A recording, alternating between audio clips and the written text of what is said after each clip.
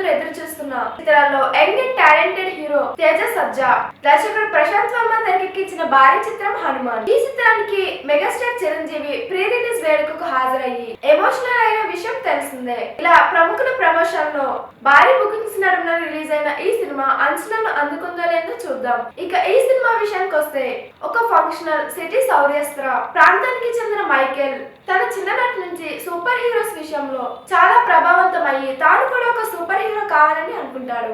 ఇక మరో పక్క ఒక చిన్న గ్రామంలో అంజనాద్రి అనే ఒక గ్రామంలో చిన్న చిన్న దొంగతనాలు చేస్తూ తిరిగే తుంటరి కుర్రాడే హనుమంతు కొన్ని పరిమాణాల రీత్యా బజరంగ్ హనుమాన్ శక్తులను పొందుతాడు. మరి తాను ఈ శక్తిని ఎలా పొందగలిగాడు?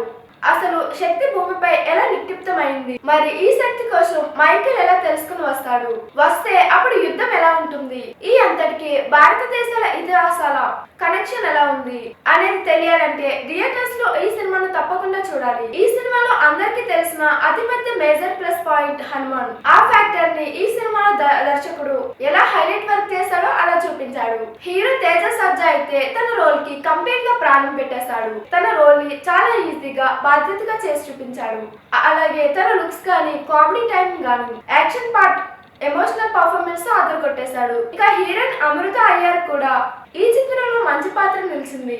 హీరోతో ట్రావెల్ చేస్తూ బ్యూటిఫుల్ లుక్ తో ఆకట్టుకుంటుంది. వీరితో పాటు వరలక్ష్మి శరత్ కుమార్ చాలా పవర్ఫుల్ రోల్ లో కనిపించారు. చాలా నేచురల్ పెర్ఫార్మెన్స్ వెలువడింది. ఇంకా తేజ ఎమోషనల్ సీన్ లో ఇద్దరు పర్ఫార్మెన్స్ లో అదరగొట్టారు.